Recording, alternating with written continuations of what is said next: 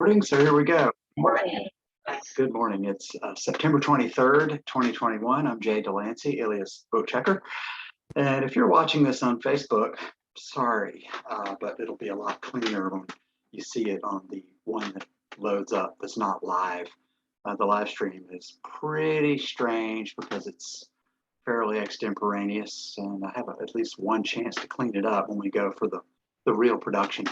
But what normally around 10 o'clock, I try and get this out. I'd love to hit it right at 10, but life happens. Oh, and by the way, if you don't like my cheesy graphics that I used a moment ago, you're welcome to help me figure out how to do it better. Today, the topic is a little different. It's on Christians in politics, and that's a dicey issue, and I want to take some time, and there'll be a lot more about this on the video itself and on our webpage that I'll link to on social media later today. But for now, I want to just cover the basics on it, and it is not comprehensive. It's not going to be that long. I'm not going to stay here all day and ramble. It won't be as long as yesterday. I hope that's the plan anyway. So I'm going to start right off with dive into my computer and share the screen. And we start with a verse that if you were watching on Facebook, you already saw the verse. It's something Jesus said. He told people to be wise as serpents and innocent as doves. Sounds good. We all know that scripture, but how does it play out, especially for Christians who are in politics? And the reason this comes to mind is because yesterday I got an amazing book in the mail. And I'll have the link to it on our website. But for Facebook fans, this is not my full-throated endorsement that you will get. So far, I really like it. I'm going to finish it before I do the full endorsement of it. But it is a very intriguing book. I just want to read to you a little bit of the preface from someone you might have heard of, a guy named Mike Huckabee. He was former governor of Arkansas and got quite a name playing the bass guitar on TV. No, he ran a Saturday night program for a long time on politics, and he'd always close, he'd have a music act, and he'd play the bass with them. It's pretty cool. Anyway, in the preface to this book, this is, by the way, it's 13 ballots, the manufactured scandal that overturned an election. Now, a lot of people have asked me, why, you go to my webpage and type in McCrae Dowless, MCCRAE Dowless, or just Dowless. And you'll notice people have said, you seem to be obsessed with this. Why don't you let it go? And part of it is because of something I learned as we were just watching the trial, was that the man was innocent. And I found it very, that's what I concluded later. But watching the trial, you didn't know what was going on. And just hearing what people said and studying it and talking to more people, I realized, wow, this guy was set up. Remember the Trump-Russia collusion deal? That's what that was. It was just like the Trump-Russia collusion with a couple of fill-in roles. The role of Trump was played by Congressman-elect Mark Harris. He was the 9th Congressional District winner in 2018 in North Carolina's 9th Congressional District. He played the role of Trump, and Dallas stood in as the Russians. And what happened was, oh, the Russians are bad. The same thing as the Trump-Russia collusion hoax, only the book goes into how and why and who was involved in it. I'm not going to spoil it for you. The point is, Harris took the stand. I don't know, I hadn't gotten to that part in the book about why he took the stand. I know what he told me personally, and I'm going to leave it at that until we get there. The point is, Mark Harris's wife wrote this book. So the book is a mixture of personal stories about life being the wife of a congressional candidate running for office, a pastor also, who resigned his, he didn't have to, but he chose to resign his position at First Baptist Church in Charlotte, North Carolina, to do this campaign full time and be most ethical to his church, because he's it was hard to wear both hats at the same time. Let's see, there's a point to this, is that Christian entering politics. That's where he was. So he, in the trial, I'll save that for the review of the book, because my point, I'm going to lose it if I don't move forward here. Huckabee said, politics is a full contact sport played without pads or protective equipment. If you can't stand the sight of your own blood, don't get in the game. Now he's quoting someone there. He says, that's the advice I've shared with countless people who are considering stepping into the arena based on my own experience of how rough the experience can be. When I shared that counsel with Mark and Beth Harris, when we met in New York for an extended dinner, I had no idea they would truly shed more blood than most folks ever have in simply seeking to serve God and the country in the public square. And really, that's what I'm asking you to do. Now, in yesterday's post, I talked about the ProPublica article. I'm going to link to it again today because it is critical. It showed how in this whole, we're entering a theater of the absurd, really, regarding redistricting and nonpartisan redistricting. And the deal was that the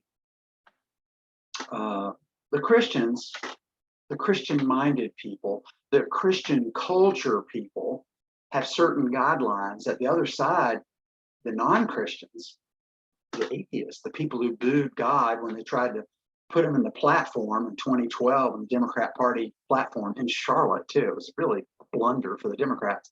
They booed God. And then those people are in control of our government now and control the Democrat Party. And unfortunately, they're control of Raleigh's legislature too. I'm not saying anyone in particular is an atheist, but that spirit is prevailing on that dome that covers our legislative governmental complex. It's a fact, you know, that they say, well, the dome's up the street. No, there is a dome there, just like that TV show, or a bubble, if you will. And lawmakers are stuck in it. It's a very hard job to be a lawmaker. Now, I'm not asking you, well, some of you I am. I'm asking you to run for office. Read that book before you do it, but I'm asking you to consider running for office and or find someone who has the thick skin to do it, but has some Christian scruples about them, please, because when they get in that dome, it's going to come in handy to have some scruples, because people in there don't. Inside the dome, morality is decided on a spreadsheet. So you get a politician looking at another human being and saying, you've become a liability. And that's an exact quote of what a infamous, or I should say notorious politician in North Carolina said to a friend of mine who was about to be seated as a federal judge before that seat was snatched away from him by politics. So you don't want to, these people do not view Christians as Christians view themselves. And that is an exploitation. That's a vulnerability they will exploit. So I want to talk to you a little bit about that today, just to scratch the surface. Yesterday, I wanted you to read the ProPublica article, get smart on it, and then read my article too, because I show you how North Carolina has already started trying the same thing. Who? The Rhinos. They sponsored a bill in the 2018-19 session that really is the blueprint that California laid out for how you surrender. And Virginia's already done it. They've surrendered. They voted on a constitutional amendment last cycle, and they've fallen. Virginia's dead. It's sad, but we now have California just north of us. If you're living in North Carolina, it's a problem.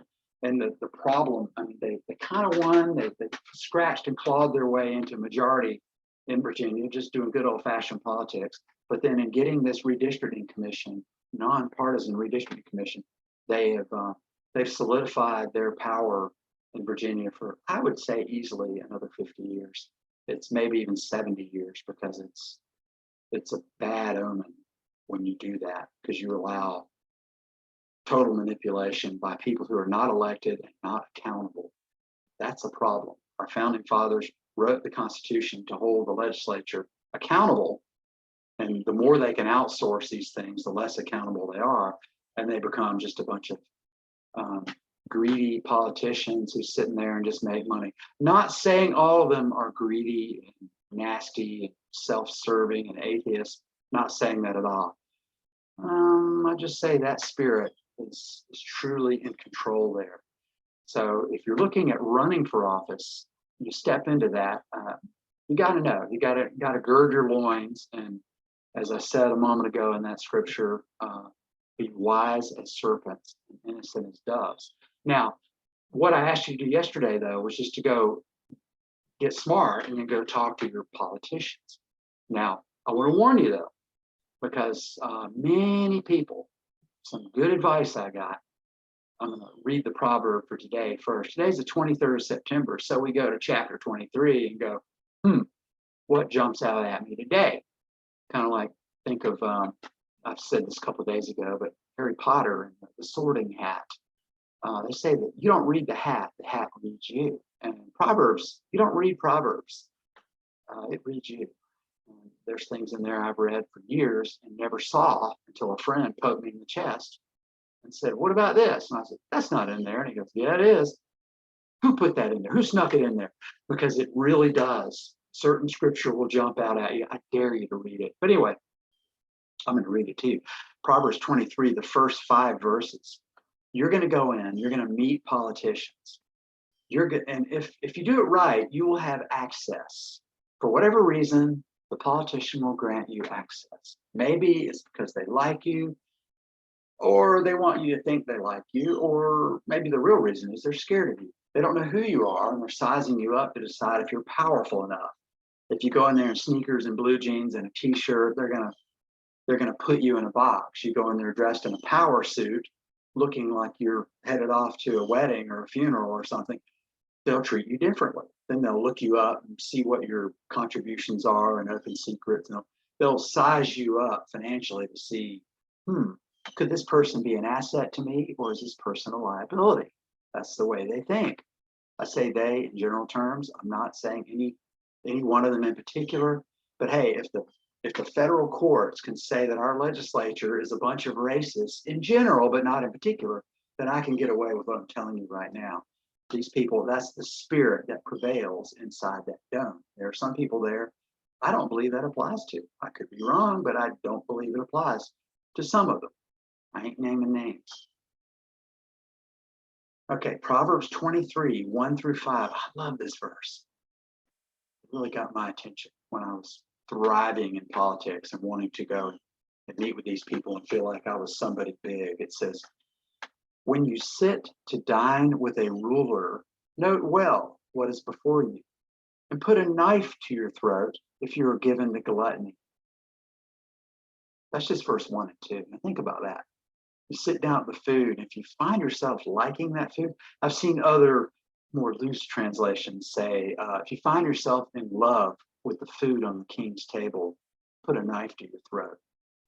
Ugh, that's gory. That's like, that's a movie I wouldn't want my children to see. That's pretty graphic language. That's Proverbs. You'd be surprised at some of the salacious, pornographic language in Proverbs too. I'll tease you there. It's in there. But today we're talking graphic language. Put a knife to your throat. Verse 3 says, do not crave his delicacies, for that food is deceptive. Do not wear yourself out to get rich. Do not trust your own cleverness. Cast but a glance at riches, and they are gone, for they will surely sprout wings and fly off to the sky like an eagle. Now I did a eulogy on my website, a political eulogy to David Lewis, a guy who's done more damage to the politics of North Carolina than I care to discuss today or probably ever. Because people go, oh, you really hate him. It's just like, I hate his policies. I have compassion for the man, but I hate his policies. And this is what happens when politicians stay in power too long. Let's see, verse 4, do not wear yourself out to get rich. Do not trust your own cleverness. From what I can tell, David was a successful businessman, a farmer. Some told me he was a lawyer, but I haven't confirmed that. You might send me a link on Facebook if you think if it's true he was a lawyer. I'd like to know that. But David, at some point, he went dark. I don't know when. I don't know why, but I can assume money had something to do with it, because money is his problem, and money got him into trouble. and money got him one of those lovely orange jumpsuits. He was a deep state rhino. And I said it then, I'll say it now. There's only two ways a deep state rhino leaves power, leaves their office. Think John McCain, they leave in a body bag, or think David Lewis, Robin Hayes, they leave in handcuffs. There's only two ways those people leave. Now, once in a while, I'm cheated out of that axiom because Mark Harris defeated a deep state rhino named Pittenger up in Charlotte. The guy was total phony. In the 90s, he ran all these ads about how conservative he was. And he got into the state house. And as soon as he got into Washington, it was like, okay, boys, deal me in. And he became another deep state rhino just like that, and lived in an elite country club area in Mecklenburg County. It had nothing to do with that district. He was just a horrible man. And Harris almost beat him in 2016 and did beat him in 2018. That did not win him any friends in Washington, by the way, because, man, Harris took out one of theirs. Harris was a Christian in politics. I heard him, I laughed when I heard him say it. I thought, what an idiot. He said, when he was running for Senate, Mark Harris said, I'm going to change the culture of Washington. And I was sitting back cynically going, dude, they will eat you for breakfast. You have no idea what you're stepping into in Washington. And that is true. To my friends in the faith who think they want to go into politics, stay local. Don't waste your time and money going to Washington unless you know what you're doing. People like Ted Budd, who grew up and went into it, he got in there and he knows what that a guy like that knows what he's doing. Pat McCrory knows what he's doing. Who's the other guy? Mark Walker. He knows what he's doing too. Okay, I'll leave it at that. I'm not going to endorse anybody. I don't mean to make anyone look bad or better than the other. The point is, going to Washington is not a game for rookies. Where the rookies can train is right here locally. I would love to see Christians get into politics. I would love to see more of them. We had a bunch come into the 90s, and what happened? They either got corrupted. One of them even got he got sent to prison after taking I think it was a $20,000 bribe in a men's room at Howard Johnson. And he switched parties and allowed the Democrats to hold on to power in North Carolina. And the guy who engineered that was not a Christian. He was the Democrat Speaker of the House, and it did not end well for him. I think his name was Black, might have been Jim Black. I wasn't here at the time. I was in Virginia, thankfully. But the part about Mike, I think his name was Mike Hager. I don't want to confuse him with a patriot running around in Yadkin Valley named Mark Hager. Mark's a good guy, but there was a guy named Mike Hager. And I hope those two aren't related. But anyway, Mike was very nice to me when I was involved in politics back in the early 90s.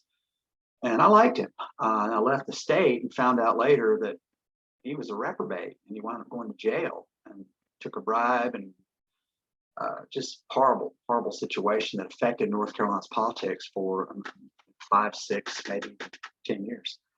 It was bad. And that was a Christian. Now, was Mike a bad guy when he got in there, or did he go dark? Did something happen? And just like in Star Wars, where Anakin Skywalker was seduced by the dark side, when bad things happened to him, there was someone going there. Yes, you need to see this as the hatred it is and embrace that hatred. And some politicians who mean well, they go to Raleigh or to Washington or to the county commission or to the city council. They mean well, then they get in there and they go dark and they justify their darkness, and it's bad. People like that need to go, because when you justify that darkness, you're usually going to wind up getting rich or thinking you're going to get rich. So it says here, do not wear yourself out to get rich. Do not trust your own cleverness. That's every politician in that building. So that second part of that, they trust their own cleverness. But the first half of that that's a dark force that you need to suppress if you go into politics. If you wear yourself out to get rich, you're going to sacrifice stuff. Now, one more allusion in this book. Beth Harris, putting a woman's perspective on this, she integrated the human toil a campaign takes on your life. And I'm only at page 96, so I don't know how it ends, but I think I do. I mean, I talked to them after all this crap happened to them. And not to Beth, but to Mark. And it's just, it took a toll on him. But things like childbirth and betrayal by your own child, I wonder how they're going to handle that, where their son, John, basically was the guy who stabbed his dad in the back at the hearing. We're just like, what? And the News Observer, at another point, I mean, Mark Harris took it like a man when John was up there saying horrible things about it. I mean, they weren't that horrible, but it just damaging things to his case, to Mark's case. It wasn't that horrible. It was just like John saying, well, I told him this looked bad and all that, trying to make himself look like he knew McRae was a crook, which he's not. He knew McRae was a bad guy, which he's not. But anyway, I could tell, and I warned Dad, and he didn't accept it, and blah, blah, blah. All that aside, later on, the board chairman and all the Democrats on the board, they love a turncoat. So they were doting all over John about what a man of integrity he is. Oh, you are just a paragon of virtue. We just admire you. So Mark started welling up with pride.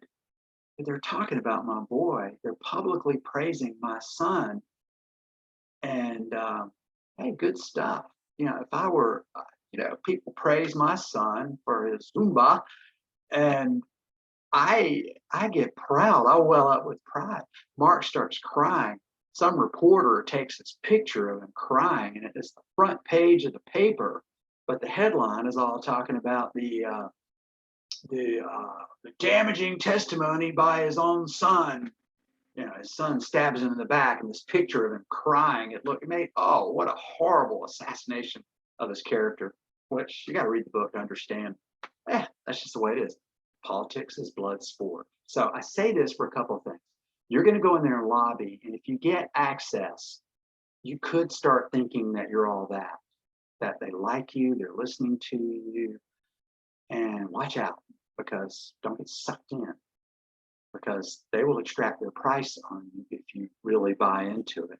And you'll wind up parroting what they want you to say out to other people. And I get it all the time. I hear people who, I criticize a certain senator, and then some of his minions will get on Facebook and explain to me, well, the reason he did that was, and they have some blah, blah, blah excuse. And it's really easy. I'm an insider. I have excuses. I was dealing with these kind of people before I came back to North Carolina, dealing with it with that faux conservative president we had named George W. Bush. Before he even got elected, I was saying he's not a conservative, and I had rhinos in my office going, oh, he is. I know him well. I've been in the room with him. I know he is. So my friends who had access to him felt like they had super knowledge, and they would scold me on my views that I don't know, because I don't know him. I just know his actions, and I judge him by his actions. And I urge you to do the same. Let them shine you on, tell you stuff, but don't get sucked in. Take it and then view them by their actions. And if you do that, you will be what's it say? You will be wise as serpent and innocent as doves. The innocent, you listen. The wise thinks about it, doesn't overcommit, doesn't promise to do things that your friends are gonna hate you for doing later, and you might even hate yourself because you're chasing some illusion of wealth. Now, for Lewis, it didn't end so well. His businesses had real problems because he spent so much time doing God's work. And I mean that sincerely. The redistricting he did in 2010, a lot of work, and the pressure he put himself under. He got sued. His name was in lights and lawsuits. I don't know what drove him dark, but at some point along the line, he should have resigned and gone back and took care of his business. But he felt like he had to stay in Raleigh and do the people's work. And you do that, you justify that, and you start sacrificing your family, and you start sacrificing your business. And it might be God's way of telling you, hey, I'm trying to get your attention over here. Your wife's mad at you. You're not listening to her. You won't listen to me, says the Lord. And generally, God will go to if God's not listening to you, if you're not listening to God and you're in politics, God will go to your spouse and say, hey, he ain't listening to me, so maybe he'll listen to you. Or I shouldn't just say he. This is women in politics too. Hey, she's not listening to me, says the Lord. Maybe she'll listen to you. Maybe you're her husband. If she claims to be a Christian, there's a certain thing about spiritual headship. Maybe she'll listen to you. So I say that to remember, Ryan and Beth Harris really nails this, that it is a family decision when you get into politics. And those aren't just words, because there's an impact and a price you pay. And I'll say it, that's about all I want to say about that. Now, Proverbs 23, verses 1 through 5 are really good. I'm going to close it with this and talk about the vulnerability and tie it back to California and get out of here. I don't want to be on for 50 minutes like I was yesterday. Okay. See, Jesus, I think it was before he taught the Lord's Prayer.